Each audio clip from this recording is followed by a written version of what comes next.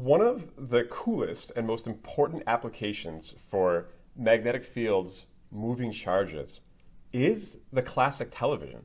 So the television worked by having these complex changing magnetic fields that would actually steer electrons to hit the screen in different positions to illuminate and show whatever is, the television is trying to show. It's kind of amazing and brilliant, actually.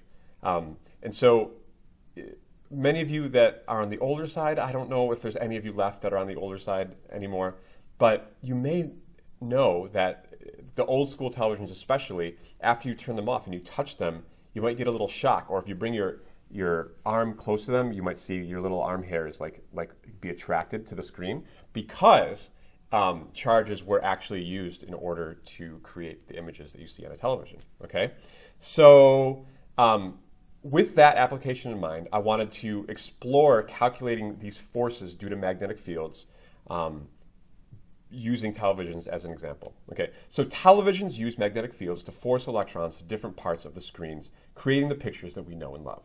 All right.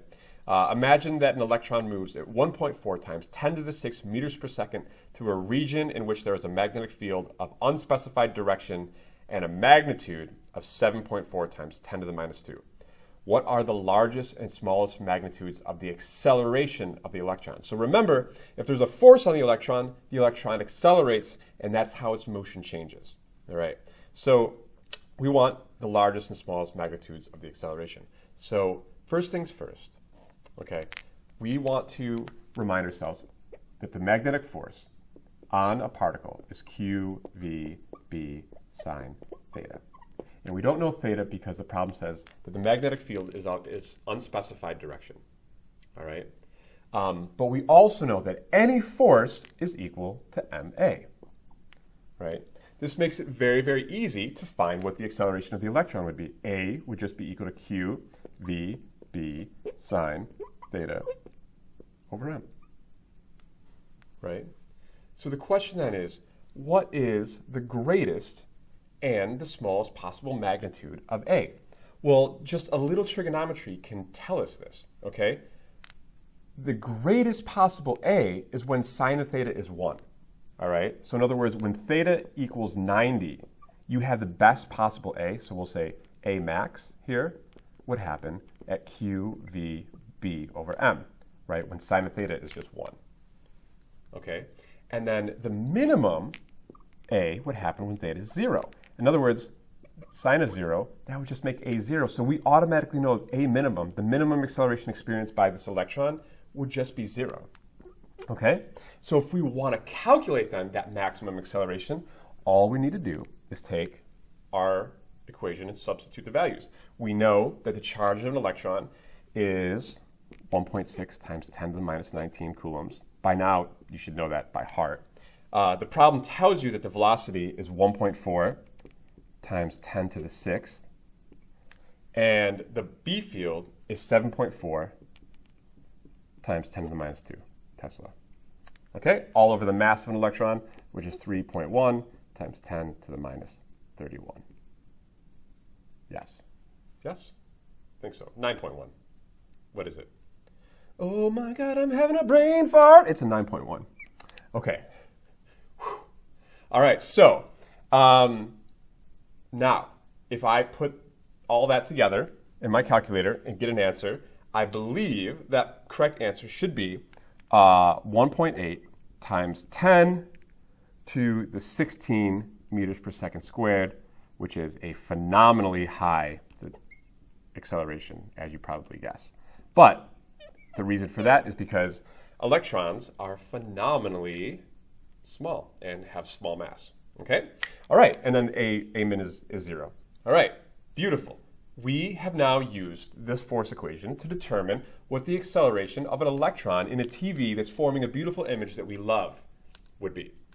Okay, part B says, if the actual acceleration of the electron is 1/4 the largest magnitude, another 1/4 this number, what is the angle between the electron velocity and the magnetic field? Okay, now, this is possibly a point in the course where you might just, you might just have an intuition for exactly where to go. You might not even need me. And if you think you don't need me, I encourage you to pause the video and see if you can solve this on your own. Okay? Because there's nothing new here. This is just using the physics tricks that we've been using all these 2 semesters. All right? All we need to do is say, so we want our acceleration to be 1/4 of this one.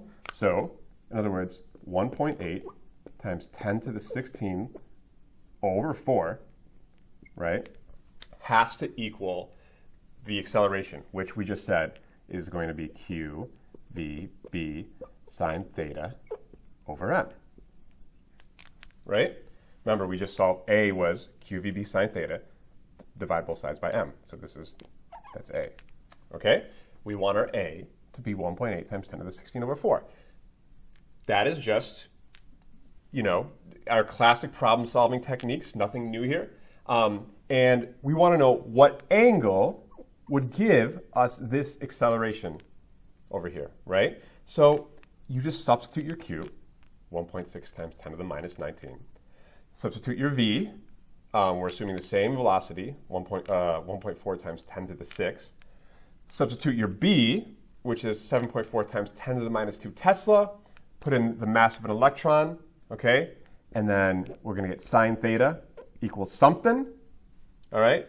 And then we want to do inverse sine of that something to get our theta. And when I do that, when I plug all that in, and I'm not going to waste the time to do it here because you all have calculators, all right? Theta is going to be 14.3 degrees. Lovely, right? Hopefully you get the same answer. If not, well, I apparently have like clumsy fingers or something, and I put stuff into the calculator wrong from time to time. All right, but that's your answer. So if there's an angle between the B field and the electron of 14.3 degrees, then you get 1/4 of the maximum acceleration. And that's what this problem is trying to say. All right, if you go to the next one, there's a misconception question. I encourage you to also pause the video and answer this first without my help, because I think you can do it based on the right-hand rule stuff that we were talking about. But in case you want some assistance, I'll do it right now. We have an electron. We technically already did this in the last video, but we'll do it again. We have an electron moving through a magnetic field that's going into the page, okay? And the velocity is this way, right? And so the question is, which path? Will it follow a path like this, a path straight through, or a path down? Okay, here's the thing. The velocity is perpendicular to the B field, so it has to have a force, so it could not be this path. That's automatically knocked out. But we can use the right-hand rule to find the actual path. And the right-hand rule for electrons, remember, is really the left-hand rule. So I'm going to take my left hand this time. I'm going to point my fingers in the direction of the electron. My palm is going to be the direction of the magnetic field, which in this case is into the board, into the page.